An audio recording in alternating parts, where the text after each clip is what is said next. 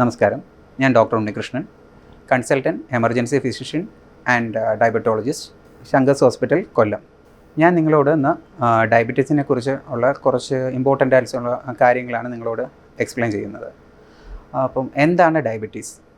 അപ്പം ആർക്കൊക്കെയാണ് ഈ ഡയബറ്റീസ് വരാൻ ചാൻസസ് ഉള്ളത്? അപ്പം എന്തൊക്കെയാണ് നമുക്ക് പ്രിവെൻറ്റ് ചെയ്യാനുള്ള മെഷേഴ്സ് എന്തൊക്കെയാണ്? ഇതൊക്കെയാണ് നമ്മളിന്ന് ഡിസ്കസ് ചെയ്യാൻ ഉദ്ദേശിക്കുന്നത്. സോ ഡയബറ്റീസ് എന്ന് പറയുമ്പോഴത്തേക്ക് നമ്മുടെ ഷുഗർ ലെവല്, നമ്മുടെ പ്രമേഹം, ഷുഗർ ലെവല് നമ്മുടെ ബോഡിയിൽ ക്രമാതീതമായിട്ട് കൂടുന്ന ഒരു പ്രക്രിയയാണ് നമ്മൾ ഡയബറ്റീസ് എന്ന് പറയുന്നത്. സോ ഡയബറ്റീസ് നമുക്ക് എങ്ങനെ കണ്ടുപിടിക്കാം? അത് യൂഷ്വലി നമുക്ക് ആദ്യം കുറച്ച് ലക്ഷണങ്ങളായിട്ടായിരിക്കാം നമുക്കിത് കണ്ടുവരുന്നത്. സോ ആദ്യം നമുക്ക് ഇതിൻ്റെ ലക്ഷണങ്ങൾ കാണിച്ചു തുടങ്ങുന്നതെന്ന് പറയുമ്പം അമിതമായിട്ടുള്ള ദാഹം, ഉണക്ക്, ഇടയ്ക്കിടയ്ക്ക് മൂത്രം ഒഴിക്കാൻ പോവുക, ഇതൊക്കെയാണ് നമുക്ക് ആദ്യം കാണുന്നത്.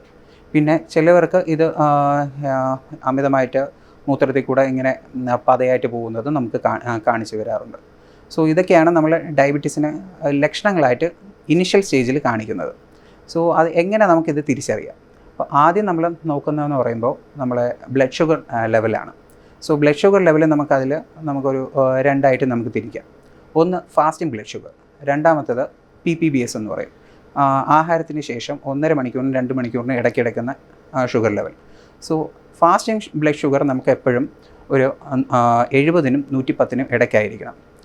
നമ്മുടെ ആഹാരത്തിന് ശേഷമുള്ള ഷുഗർ ലെവൽ നമുക്ക് ഒരു 100നും 140നും ഇടയ്ക്കാണ് ഐഡിയലായിട്ട് നിർത്തേണ്ടത്.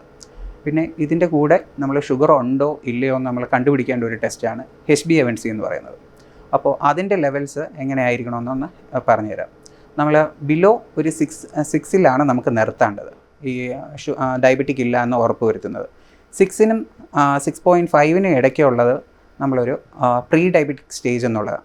യൂഷ്വലി നമുക്ക് ഈ സ്റ്റേജിൽ നമുക്ക് മെഡിക്കേഷൻ ചിലപ്പോൾ ഇല്ലാതെ നമുക്ക് കൺട്രോൾ ചെയ്ത് കൊണ്ടുപോകാൻ പറ്റും. പക്ഷേ അത് നമ്മളെ ആ ഷുഗർ ലെവൽ അനുസരിച്ചായിരിക്കും, ഡയറ്റിലൊക്കെ മാത്രം നമുക്ക് മാനേജ് ചെയ്ത് കൊണ്ടുപോകാമെന്നുള്ളതേ ഉള്ളൂ. പക്ഷേ എബോവ് 6.5 ആണെങ്കിൽ നമുക്ക് എന്താണെന്നാലും മെഡിക്കേഷൻ വേണ്ടി വരും. അത് ഒരു ഡയബറ്റിക് സ്റ്റേജ് എന്നുള്ള രീതിയിൽ ആയി മാറിയിട്ടുണ്ട്. അപ്പോൾ നമുക്ക് എന്തൊക്കെയാണ് നമുക്ക് ഷുഗർ ലെവൽ കൺട്രോൾ ചെയ്ത് നിർത്താനുള്ള മെഷേഴ്സ്? ഫസ്റ്റായിട്ട് എപ്പോഴും നമ്മൾ ആദ്യം പറയുന്ന ഡയറ്റ്. അപ്പോൾ എങ്ങനെയാണ് നമ്മൾ എന്തുവാണ് ഈ ഡയറ്റ് കൊണ്ട് ഉദ്ദേശിക്കുന്നത്? അപ്പം ഡയറ്റ് എന്ന് പറയുമ്പോൾ നമ്മൾ ഈ അരിയാഹാരം കുറയ്ക്കുക, അല്ലെങ്കിൽ ഗോതമ്പിൻ്റെ ഇത് കൂട്ടുക എന്നൊക്കെ പല ഇതുണ്ട്. പക്ഷേ നമ്മൾ അരിയും ഗോതമ്പും എല്ലാം തന്നെ നമുക്ക് കാർബോഹൈഡ്രേറ്റ് അടങ്ങിയ ആഹാര സാധനങ്ങൾ. സോ അപ്പോൾ നമ്മൾ അരിയിൽ നമ്മളിപ്പോൾ ഒരു 83-84% ശതമാനമാണ് ഗ്ലൂക്കോസ് എങ്കിൽ നമ്മൾ ഗോതമ്പ് എടുക്കുമ്പോഴത്തേക്ക് അതൊരു 76നും 78നും ഇടയ്ക്ക് കാണാറുണ്ട്. സോ അത് രണ്ടും ഏകദേശം ഒരേ കാറ്റഗറിയിലാണ് വരുന്നത്. അപ്പോൾ നമ്മൾ എടുക്കുന്നതിൻ്റെ അളവാണ് മെയിൻ. ഇത് നമ്മൾ രാവിലെ നമ്മൾ മലയാളികളാകുമ്പോൾ എന്താണെന്നാലും രാവിലെ ഒരു 3 ദോശ അല്ലെങ്കിൽ 4 ദോശ അങ്ങനെ എടുക്കുന്നുണ്ട്. പിന്നെ അതിൻ്റെ കൂടെ പിന്നെ ചമ്മന്തി, പിന്നെ ചിലപ്പോൾ അതിൻ്റെ കൂടെ ഒരു മധുരയിട്ട ചായ. അപ്പോൾ രാവിലത്തെ ഒരു കലോറി എടുക്കുമ്പം തന്നെ നമുക്ക് എങ്ങനെ പോയിരുന്നാലും ഒരു 500നും 700നും ഇടയ്ക്ക് ഉള്ള ഒരു കലോറി ആയിരിക്കും നമുക്ക് പോകുന്നത്. സോ അതെന്ന് പറയുമ്പോൾ അതിൽ മെയിനായിട്ട് നമ്മൾ കൂടുതലും കലോറി ആയിട്ട് നമ്മൾ ഉള്ളിലേക്ക് എടുക്കുന്നതെന്ന് പറയുമ്പോൾ അതും കാർബോഹൈഡ്രേറ്റ് ആയിരിക്കും കൂടുതൽ പോകുന്നത്. സോ അതാണ് നമുക്ക് കൺട്രോൾ ചെയ്ത് കൊണ്ടുവരേണ്ടത്. ഇപ്പോൾ ഒരു ഉദാഹരണത്തിന്, ഇപ്പോൾ രാവിലെ കഴിക്കുന്ന ദോശ നിങ്ങൾ 4 ദോശയാണ് കഴിക്കുന്നതെങ്കിൽ അതിനെ 2 ദോശയാക്കി കൺട്രോൾ ചെയ്തിട്ട് അതിൻ്റെ കൂടെ നമ്മൾ ഇപ്പോൾ ഒരു പുഴുങ്ങിയ മുട്ടയോ, അല്ലെങ്കിൽ നമുക്കിപ്പം പയർ മുളപ്പിച്ചത്, അല്ലെങ്കിൽ കടലക്കറി, ഇപ്പോൾ 2 ദോശ എടുത്തിട്ട് ഒരു ബൗൾ നിറച്ച് കടലക്കറി, അങ്ങനെ കഴിക്കുമ്പോഴത്തേക്ക് അത് നമുക്ക് കലോറി നമുക്ക് കൺട്രോൾ ചെയ്ത് കൊണ്ടുവരാൻ നമുക്ക് സാധിക്കും. ഇതൊക്കെയാണ് നമ്മൾ ഈ കലോറി കൺട്രോൾ ചെയ്ത് കൊണ്ടുവരിക എന്ന് ഉദ്ദേശിക്കുന്നത്. അടുത്തതായിട്ട് നമ്മുടെ ഉച്ചഭക്ഷണത്തിൻ്റേതാണ്. ഉച്ചഭക്ഷണം നമ്മളെ കേരളീയർക്ക് എപ്പോഴും നോക്കിയാലും നമ്മുടെ അരിയാഹാരങ്ങളാണ് മെയിൻ ആയിട്ട് നമ്മൾ കഴിക്കുന്നത്. സോ അതിൽ നമ്മൾ ഈ കാർബോഹൈഡ്രേറ്റിൻ്റെ അളവ് ഭയങ്കര കൂടുതലാണ്. സോ അത് നമ്മൾ കൺട്രോൾ ചെയ്ത് നിർത്തണം. അതിപ്പോൾ നമ്മളൊരു പോർഷൻ സൈസ് എന്നുള്ള രീതിയിലാണ് നമ്മൾ പറയുന്നത്. ഒരു പാത്രം എടുത്തു കഴിഞ്ഞാൽ അതിൽ 1/3 ഭാഗം മാത്രമേ നമ്മൾ ചോറ് പാടുള്ളൂ. ബാക്കിയുള്ള ഒരു 2/3 പോർഷനും നമ്മൾ വെജിറ്റബിൾസ്, പ്രോട്ടീൻസ്, ബാക്കി കറികളെന്നുള്ള രീതിയിലായിരിക്കണം നമ്മൾ കൊണ്ടുപോകേണ്ടത്. എങ്കിൽ മാത്രമേ നമുക്ക് ആ ഒരു കലോറിയും കുറച്ച് നിർത്താൻ പറ്റത്തുള്ളൂ, അതിൻ്റെ കൂടെ കാർബോഹൈഡ്രേറ്റ് എടുക്കുന്ന അളവും നമുക്ക് നിയന്ത്രിച്ച് നിർത്താൻ പറ്റുള്ളൂ. അപ്പോൾ എന്തൊക്കെയാണ് നമുക്ക് ഉച്ചയ്ക്ക് കഴിക്കാൻ പറ്റുക? ഒരു എക്സാമ്പിൾ പറഞ്ഞു കഴിഞ്ഞാൽ, കഴിയുന്നതും നമുക്ക് ബ്രൗൺ റൈസ് കഴിക്കാൻ പറ്റിക്കഴിഞ്ഞാൽ അത്രയും നല്ലത്. ബ്രൗൺ റൈസ് എന്ന് പറയുമ്പോൾ തവിടുള്ള അരി, അത് കഴിക്കാൻ പറ്റിക്കഴിഞ്ഞാൽ അത്രയും നല്ലത്.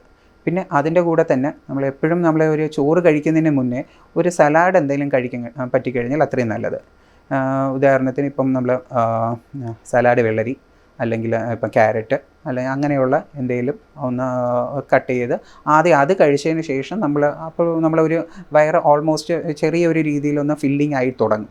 അപ്പോൾ നമുക്ക് അമിതമായിട്ട് വലിച്ചു വാരി കഴിക്കുന്നത് നമുക്ക് ഒഴിവാക്കാൻ സാധിക്കും. പിന്നെ എപ്പോഴും ഇപ്പോൾ മലയാളികൾക്ക് മീൻ എന്തായാലും മെയിൻ ഒരു ഇതാണ്. സോ മീൻ നമുക്ക് കഴിക്കാം, കഴിയുന്നതും പൊരിച്ച് കഴിക്കാതെ കറി വെച്ച ഐറ്റംസ് തന്നെ കൂടുതലും കഴിക്കാൻ ശ്രമിക്കുക. അവിയലാണെങ്കിലും ഇപ്പം മെഴുക്കുവരയൊക്കെ കഴിയുന്നതും ഒഴിവാക്കാൻ ശ്രമിക്കുക. കൂടുതലും തോരനായിട്ടൊക്കെ ഉള്ള രീതിയിൽ കഴിക്കാം. പിന്നെ പപ്പടം അങ്ങനെയൊക്കെ ഉള്ളതും നമ്മൾ ഒഴിവാക്കാൻ കൂടുതലും ശ്രമിക്കുക.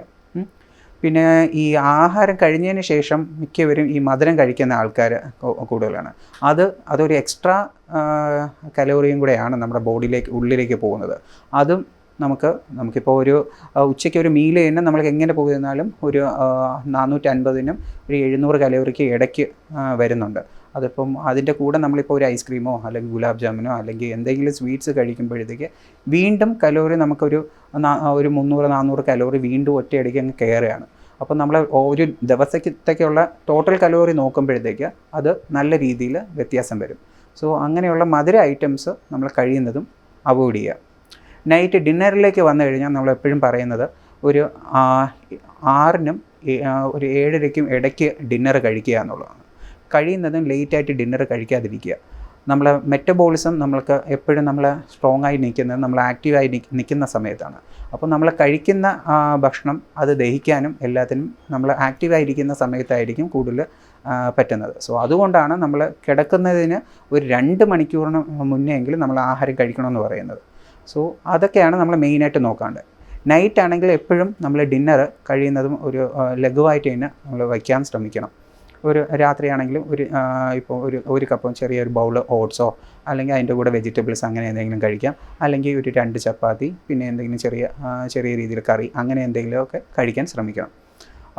പിന്നെ എപ്പോഴും നമ്മൾ ഈ രാത്രിയുള്ള അത്താഴം കഴിഞ്ഞു കഴിഞ്ഞാൽ നമുക്ക് നടക്കാൻ കഴിയുന്നത് ഒരു 15-20 മിനിറ്റ് നടക്കാൻ നിങ്ങൾ ശ്രമിക്കുക. അതിന് ശേഷം മാത്രം, കാരണം അത് നമ്മളെ ഒരു കഴിച്ചതിനെ ദഹിപ്പിക്കാനും നമ്മളെ ഒരു മെറ്റബോളിസം ശക്കലും കൂടെ ഒന്ന് ഹയർ റേറ്റിലേക്ക് നിർത്താനും നമുക്കത് സഹായമാകും. അതിനുവേണ്ടിയാണ് ഈ ആഹാരം കഴിച്ചതിന് ശേഷം നടക്കണമെന്ന് പറയുന്നത്. ഓൾറെഡി ഡയബറ്റിക്കിന് മെഡിസിൻ എടുത്തുകൊണ്ടിരിക്കുന്ന ആൾക്കാരാണെങ്കിൽ ഈ നടന്നു വന്നതിന് ശേഷം നൈറ്റ് കിടക്കാൻ പോകുമ്പോഴത്തേക്ക് വേണമെങ്കിൽ ഒരു സലാഡ് വെള്ളരിയുടെ പകുതിയോ ഒരു 3-4 പീസും കൂടെ കഴിച്ചിട്ട് കിടക്കുന്നത് വീണ്ടും നല്ലതായിരിക്കും. ഇതൊക്കെയാണ് മെയിനായിട്ട് നിങ്ങൾ ഡയറ്റിൻ്റെ കാര്യത്തിൽ ശ്രദ്ധിക്കേണ്ടത്. പിന്നെ ഡയബറ്റിക് വന്നു കഴിഞ്ഞാൽ ഇനി എന്താണ് ചെയ്യേണ്ടത്? അപ്പം എത്രയും മീൻസ് നമ്മളിപ്പം ബ്ലഡ് ഷുഗർ ലെവൽ എന്തെങ്കിലും കണ്ട് നമ്മളിപ്പം ജനറലായിട്ട് ചെക്കപ്പ് ചെയ്യുമ്പോഴായിരിക്കാം നമ്മുടെ ബ്ലഡ് ഷുഗർ ലെവലൊക്കെ കൂടി നിൽക്കുന്നത് കാണുന്നത്. എമർജൻസി ആയിട്ട് തന്നെ നിങ്ങൾ ഒരു ഫിസിഷ്യനെയോ ഡയബറ്റോളജിസ്റ്റിനെയോ കാണിക്കുക. അതിന് വേണ്ട അവരുടെ ഉപദേശത്തിനനുസരിച്ച് നിങ്ങൾ അതിന് ശേഷമുള്ള ഒരു ലൈഫ് സ്റ്റൈലാണെങ്കിലും മെഡിക്കേഷൻ ആണെങ്കിലും എല്ലാം തന്നെ സ്റ്റാർട്ട് ചെയ്യേണ്ടതാണ്. കാരണം നമ്മൾ കുഴപ്പമില്ല, നമ്മളിപ്പം ഷുഗർ ലെവൽ ഇത്രയല്ലേ ഉള്ളൂ, നമുക്ക് ഡയറ്റിൽ കൺട്രോൾ ചെയ്ത് കൊണ്ടുവരാമെന്ന് സെൽഫായിട്ട് നമ്മൾ നോക്കിക്കഴിഞ്ഞ് കഴിഞ്ഞാൽ അടുത്ത പ്രാവശ്യം നമ്മൾ വീണ്ടും ചെക്ക് ചെയ്യുമ്പോഴത്തേക്ക് ഇതിൽ നിന്ന് കയറി വരാനുള്ള ചാൻസസ് വളരെ കൂടുതലാണ്. സോ എപ്പോഴും നമ്മൾ ഈ ഒരു ഡയബറ്റിക്കൊക്കെ ഉള്ള ആൾക്കാർ കഴിയുന്നതും സെൽഫായിട്ട് ട്രീറ്റ് ചെയ്യാതെ ഒരു എക്സ്പേർട്ട് ഒപ്പീനിയൻ എടുത്ത് വേണം നമ്മൾ ട്രീറ്റ്മെൻറ്റ് മുന്നോട്ടേക്ക് കൊണ്ടുപോകേണ്ടത്. ഡയബറ്റിക് വന്നു കഴിഞ്ഞാൽ യൂഷ്വലി നമ്മൾ ആദ്യം ടാബ്ലറ്റ്സിലായിരിക്കും യൂഷ്വലി സ്റ്റാർട്ട് ചെയ്യുന്നത്. ക്രമാതീതമായിട്ട് നമ്മൾ ഷുഗറിൻ്റെ ലെവൽ കൂടി നിൽക്കുക അങ്ങനെ എന്തെങ്കിലും കാണുന്നുണ്ടെങ്കിൽ മാത്രമായിരിക്കും നമുക്ക് ഇൻസുലിൻ്റെ ഇതൊക്കെ സ്റ്റാർട്ട് ചെയ്യേണ്ടി വരിക. സോ ഇൻസുലിൻ യൂഷ്വലി നമ്മൾ HbA1c മോർ ദാൻ ഒരു 9 നിൽക്കുന്ന ആൾക്കാർക്കാണ് നമ്മളെ ഗൈഡ് ലൈൻസ് പ്രകാരം നമ്മൾ ഇൻസുലിൻ സ്റ്റാർട്ട് ചെയ്യുന്നത്. ആദ്യം നമ്മൾ മൾട്ടിപ്പിൾ ടാബ്ലറ്റ്സ് വഴിയായിരിക്കും യൂഷ്വലി നമ്മൾ ഡയബറ്റീസ് കൺട്രോൾ ചെയ്യാൻ ശ്രമിക്കുന്നത്. അതിൽ നിന്നില്ല എങ്കിൽ മാത്രമായിരിക്കും നമുക്ക് ഇൻസുലിൻ എന്നുള്ള ലെവലിൽ പോകുന്നത്. അപ്പോൾ മിക്കവർക്കും നമുക്കിപ്പോൾ ചോദിക്കുന്നത് സാർ ഇൻസുലിൻ എടുത്ത് തുടങ്ങിക്കഴിഞ്ഞാൽ ജീവിതകാലം മുഴുവനും എടുക്കേണ്ടി വരുമോ എന്നുള്ള ചോദ്യം കൂടുതൽ ചോദിച്ച് വരാനുണ്ട്. അങ്ങനെ ഒരു ഇതില്ല.